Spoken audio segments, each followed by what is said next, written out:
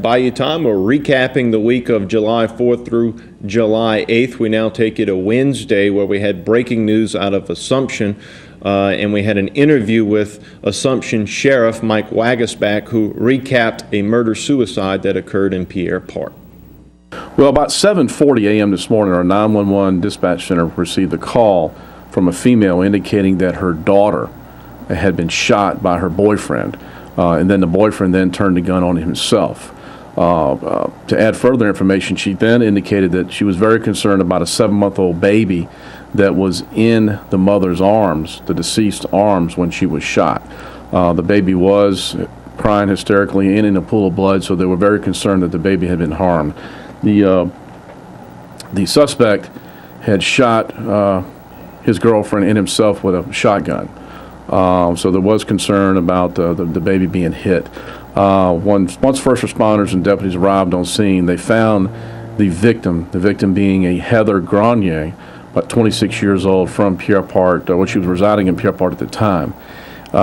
She died from apparent shotgun blast to the head. Then near her was the suspect, who was still alive. He actually had 2 self-inflicted gunshot wounds, one to the chest and one to his head area. We believe he shot himself in the facial area. I said head earlier, but I meant facial area, and it wasn't. He didn't sustain any life-threatening injuries, and then shot himself in the chest shortly thereafter. He was flown by Katy ambulance to Our Lady of the Lake Hospital in Baton Rouge, where in an emergency room he did succumb to his injuries. This couple have just moved into this area within the past month and a half. They've resided together with her dad and her stepmother. Apparently, there was some discussion this morning about him going to work. He apparently was supposed to go seek or starting a job today, and apparently there's been some stress in the household concerning his lack of work or lack of ability to go to work. They have, we've not had any reports of any violence or domestic issues at that residence since they've moved into town. We did go back and look at his criminal history. He does have some criminal history on his rap sheet. He has some drug charges as well as a conviction for aggravated criminal damage to property, which appears to have occurred in Concordia Parish. His name is Henry Walker Jr., 29 years of age, and he's from Sicily Island, Louisiana, which is North Louisiana. It sounds as if they relocated. There may have been some flooding issues in Vidalia, Louisiana, where they were most recently living due to the river rise. Apparently he's been unemployed, and there was a lot of pressure, I guess, on him within the household to go to work. And it sounds like that was the nature of the argument this morning. According to the father, everything was fine last night. It sounds as if he was very possessive with his girlfriend based on interviews we've conducted this afternoon with family members. So, again, this is just a tragic end to a domestic situation which should have never gotten here. Also occurring on Wednesday, we had the mayor of the city of Thibodaux, Tommy Eschete, joining us, along with Chief of Police of Thibodaux, Scott Silverii, and they talked about current issues in the city of Thibodaux. Mayor, let's start with you regarding some issues regarding, some recommendations that, your office is making regarding charter amendments. Right. Jason, we've been going through, I guess, we've been in office a little over 6 months, going on 7 months now. And, what we're trying to do is follow the plan that I basically promised the citizens of Thibodaux that I would follow for the next 4 years. One of the big issues in there was a review of our home rule charter. And I did promise that I would look at term limits, because during the campaign, I had so many people approach me about the issue, and that there were so many individuals who were in favor of looking at the possibility of including that in our home rule charter. Currently, we have no term limits for the mayor or the city council, but it seemed like there was this interest in that issue. So I did promise people that I would approach the council and ask them to consider reviewing the charter and putting, term limits on the ballot for the voters of the city to vote on. And we've done that. That is one of three of the major issues that is going to be on the ballot in October. What it proposes is a term limit of 3 terms for the mayor. It doesn't address the city council. But again, I'm a firm believer in that, I believe in career employees for government. I just don't believe in career politicians. I really believe that there are individuals within our community who are certainly capable, just as capable as I am, and the mayors before me were capable to serve in that capacity. And I really believe change breeds new ideas, fresh ideas. That was what my campaign was all about, and I promised that I would bring this to the voters. So this is one of the issues that I feel like I'm fulfilling a promise to them. Along with term limits, I also believe that we need to have our department heads, the department heads that I appoint, accountable. And in our current charter, what it does basically is require confirmation of department heads only when they're appointed. If we have a re-election of a mayor, he can keep his department heads on without being reconfirmed.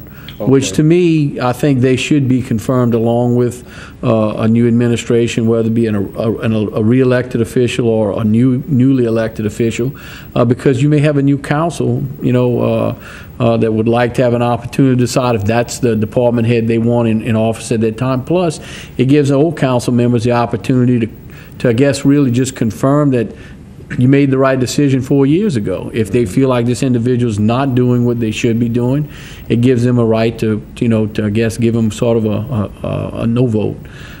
That was the other issue. The third issue really dealt with what we call a pre-budget conference in our charter, which was sort of optional. And what it does is really the only opportunity for the public to come in prior to the budget actually being presented in a hard copy form and give some ideas to the council and to the mayor as to what maybe they'd like to see in capital projects, or just maybe issues that they'd like to be addressed that would be a fiscal matter, might be addressed through the budget. And instead of having this as an optional pre-budget conference meeting, the change would actually make it mandatory. It would set it for a certain time of the year, which would still give our finance department ample time to prepare their budget, but give the public some time to give us some input. Not that the council can't do that, because they can, but it would give them, a chance to sit across the desk from us and give their input prior to the budget being, put in its draft form, and hopefully give them an opportunity to voice their opinion on that. So this would allow the public to come in, see the proposed budget, or well, actually be prior to the proposed budget, so that if there are some issues that come up that certainly piques the interest of the council members or myself, then we can include it in the first proposed budget. So we're sort of a step ahead, so that we don't have citizens come in once the budget's drafted and say, well, what about this? And they say, well, we're past that planning stage now. We're into a point where we have to decide to include it or not. We want to include them in the planning stage. So this will give them an opportunity to voice their opinion and give us some input prior to that first draft being proposed to the council. Chief, let's continue our discussion. You've been on several times, and you had showed us some data that's been created, some crash data and things of that. What more can you tell us about that issue? Sure. Well, and that's, my agency comes to expect that we're always going to talk about data. Mm-hmm. I try to allow data to drive everything that we do. This concept of intelligence-led policing, where if you're not looking, they say if you're not keeping score, it's just practice. And I think that was Vince Lombardi. And so when you go to the public and you make yourself accountable and you say, well, we're doing a good job. Well, you have to quantify when you say those things. So what we did was immediately when I came in, I had the luxury of an on-staff analyst or a detective who became an analyst, Jacob Thibodaux, and so we started looking at past data, 3 years, 5 years worth of base data, and then we started looking at monthly averages and weekly averages, and along with that data, we wanted to be more efficient, more effective in the way we deployed our resources. The old fire brigade effect of just waiting for the phone to ring and a call to happen, and everybody run over there and stomp out the fire. It's just not effective in preventing crime. So what we started to do was look at the data, and it was a program that I helped pilot 3 years ago when I was at the sheriff's office. It's called DDAX, it's Data-Driven Approaches to Crime and Traffic Safety, and there's a correlation between crash areas and crime areas. And so when you start to map those two, you start to find where the overlays are, where those high instances occur, and then we take those, what we call hotspots, and then you look at the highest days of the week and the highest times of the day. So what we were able to do was we start looking at those times, and where we assign our officers are based on those highest times and highest locations of crashes and crime. And basically what we're doing, we're making a 2-hour investment in a 24-hour slice of time. So what we did, we became very proactive. We didn't wait for the phone to ring for this fire over here and fire over there. So we began to put ourselves in the locations where historically high incidents of crime and crashes occur. Okay. Kind of predictive policing, because folks are cognitive in their patterns and the way that crime's committed, the way you drive, and unfortunately the way they crash in locations where places are victimized. So when we started looking at these hot spots, we started to, what they call cops on dots. Just an example, if you start to see a lot of crashes in North Canal and your officers are writing citations in South Canal, well, you're missing the boat. So we map all of our crashes, all of our crime, all of our officer activity, whether they're out on foot or they're making a traffic stop, affecting an arrest, everything is mapped. So we can go back as command staff and look at where the crashes and crimes are occurring, and also where we can see where the officers' activities are. Yeah, what we did, we looked at the last 3 years, the first 6 months of the last 3 years, and we took that average, and then we compared it to the first six months of this administration. And as you can see, the calls for service have dropped 3%. That 3% may not be significant in some aspects, but when you're looking at a reduction of maybe 100 calls less a month, it's really significant. Another category would be criminal damage complaints, down 29%. We can roll through thefts. At one point, we had a slight spike, so we rallied the troops. We started looking at data, determining where they were happening, who the suspects were in those areas, and targeting those areas. And we've been able to bring crime back, thefts back to a neutral effect. Burglaries are down 14%. The next category would be auto crashes. When I came in, I kind of got the feel where we don't really have a crash problem in the city of Thibodaux. We were averaging about 20 crashes a week. In a city of 20,000 population, Nickel State, 20 crashes a week is significant. That means somebody's running into one another inadvertently, hopefully, but it's property damage, it's insurance premiums, and we're all affected by that. So that was one of the things that we needed to affect immediately. One of the things, and I tell my analysts, when you're talking about statistics and you put something like 350%, but what we were doing was, but in actuality, that is the increase. We always talk about in academics about what they call the Hawthorne effect, and it's when people know that they're being measured and quantified and observed, they perform much better when they know those areas are specifically important to what you're watching. So we saw that for whatever the purposes was, maybe we were remiss in our DWI enforcement. And look, we're not trying to prohibit anyone from having a wonderful time in the city of Thibodaux. We just ask that you do it responsibly. So we engage in safety checkpoints and DWI checkpoints and just saturation patrol. And one of the reasons we're able to affect more DWI arrests 6 months into the program is that we look at where drunks crash and where they're arrested, and we're able to start to build these algorithms where people most probability where they travel. And then you assign your officers to those areas. And then it allows you the free time when you're handling less calls for service to be more proactive and look for impaired drivers.